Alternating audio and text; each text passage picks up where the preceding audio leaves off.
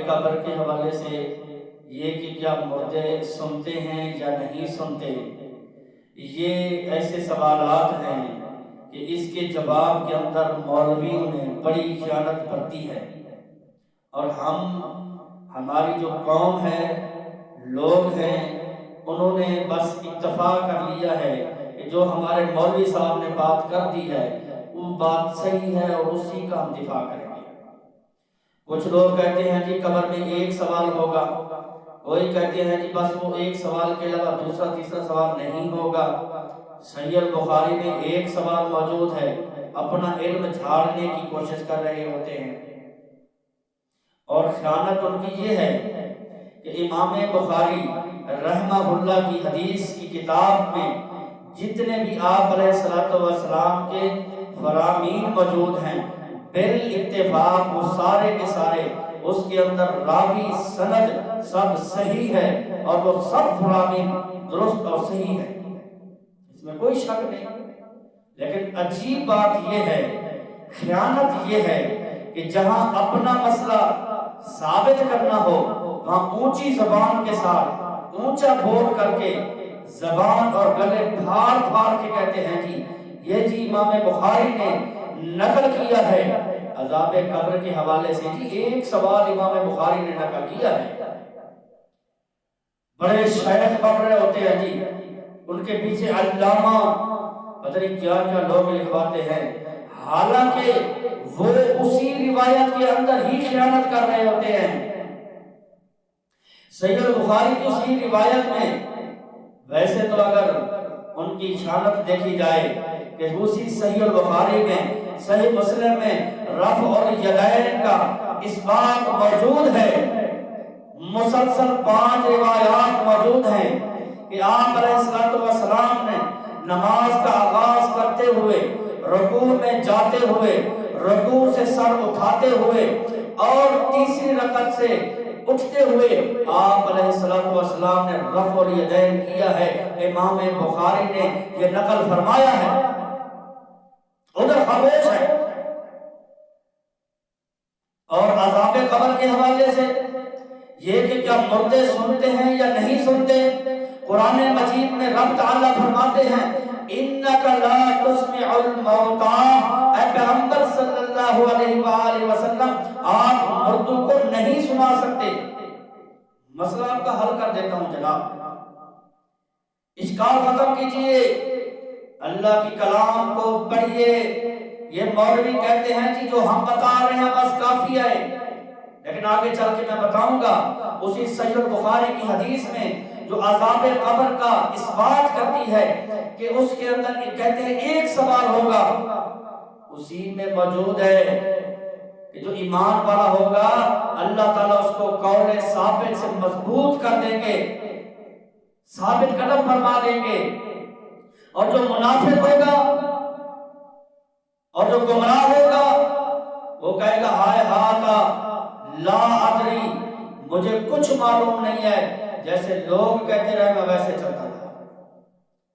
اب یہاں پہ تو وہی ساری بات ہے، ہمارے اس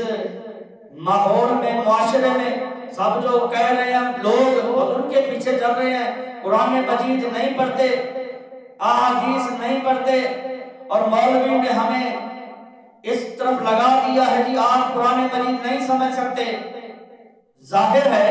جب وہ قرآن مجید پڑھیں گے تو یہ فرامین پڑھیں گے تو سوالات اٹھیں گے کہ مولوی تو کہتے ہیں کہ جناب وہ سن بھی رہے ہیں اور سفارش بھی کریں گے۔ دیکھیں اعتدال یہ ہے کہ جہاں رب چاہے سنوا دے، لیکن کہیں اللہ کی کلام میں، آپ علیہ السلام کی حیات طیبہ میں، سیرت میں، احادیث میں، صحابہ کرام کے کسی عمل میں ایک عمل بھی ثابت نہیں ہے، ایک حجت بھی ثابت نہیں ہے کہ جو دنیا سے چلا گیا ہو وہ کسی کی فریاد سن کر فریاد رسی کرتا ہو۔ یہ سب خیانتیں ہیں۔ کہتے ہیں جی جب مردے کو دفنایا جاتا ہے، صحیح البخاری میں ہے، وہ قدموں کی آہٹ کو سنتا ہے، اِنَّهُ لَيَسْمَعُ قَرَانِ آلِهِ۔ ہاں تو رب چاہے سنوائے، لیکن یہ خواب کی سی کیفیت ہے، خواب ایسی کیفیت ہے جس کو رب جانتا ہے پڑھیے علماء سنت کی کتابیں، انہوں نے یہ بات لکھی ہے، جنہوں نے خیانت نہیں کی وہ کہتے ہیں حق بات یہ ہے کہ اس معاملے میں رب نے ہمیں کوئی علم نہیں دیا ہے۔ اور قرآن مجید میں پڑھیے اللہ تعالیٰ فرماتے ہیں وَمِن وَرَائِهِ بَرْزَخٌ إِلَى يَوْمِ يُبْعَثُونَ کہ موت اور حیات میں، زندگی کے بعد جو موت ہے اس میں ایک فاصلہ ہے، ایک برزخ ہے، پردہ ہے، إِلَى يَوْمِ يُبْعَثُونَ قیامت کے دن تک وہ پردہ برقرار ہے۔ یہ قرآن مجید کا فرمان ہے، حد فاصل ہے۔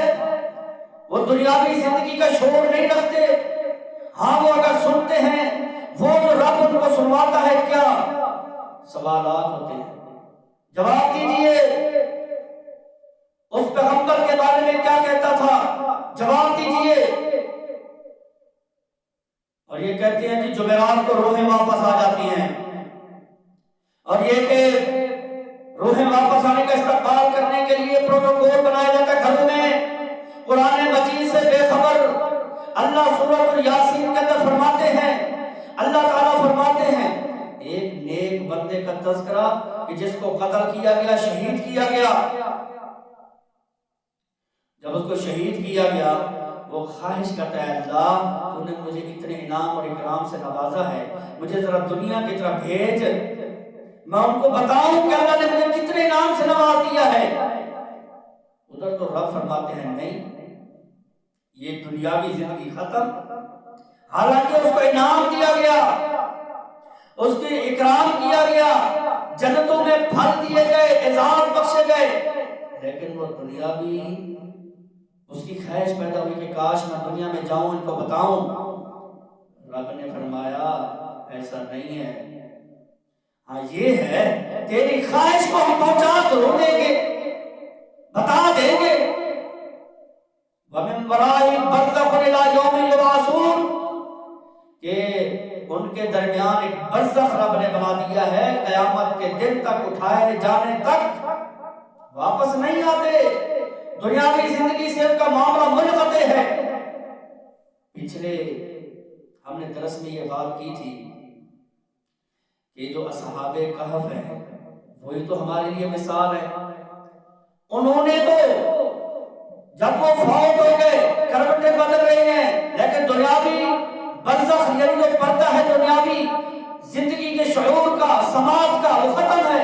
ان کو معلوم بھی نہیں ہو سکا۔ 309 سال اس دنیا میں اس زمین پر رہے، روح قبض رہی، لیکن ان کو دنیاوی معاملے کا شعور نہیں ہے۔ یہ جانتے مولوی کرتے ہیں،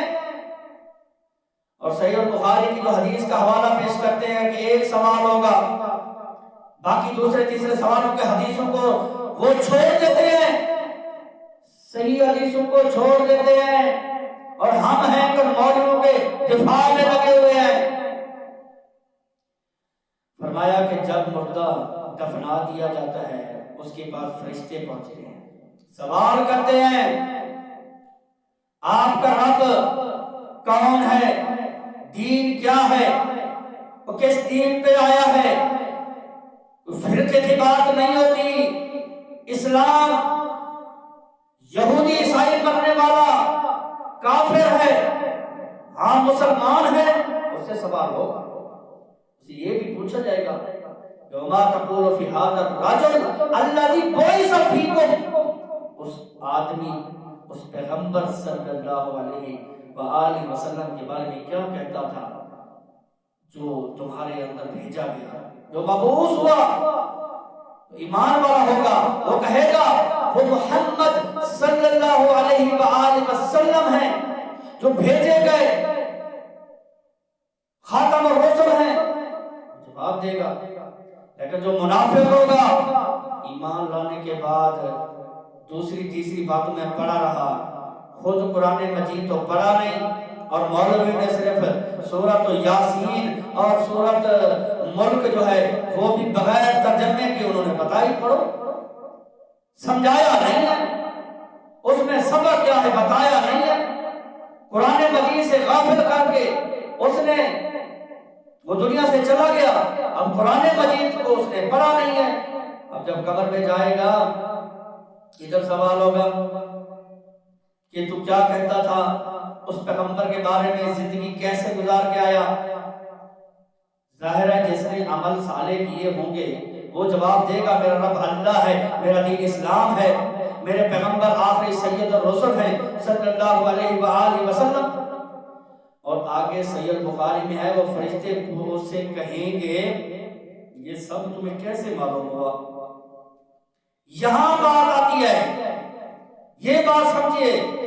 کہ تو یہ کیسے تجھے پتا چلا یہ سب؟ وہ کہے گا میں نے اللہ کی کلام پڑھی، اللہ کی کلام کو سمجھا، اس لیے مجھے پتا چل گیا رب کا۔ ہم نے اللہ کی کلام کو تو پڑھا نہیں، پڑھا ہے تو پردے کے بس ہاتھ پھیر کے پڑھ لیتے ہیں، سمجھا نہیں ہے۔ حالانکہ قرآن مجید کا حق یہ ہے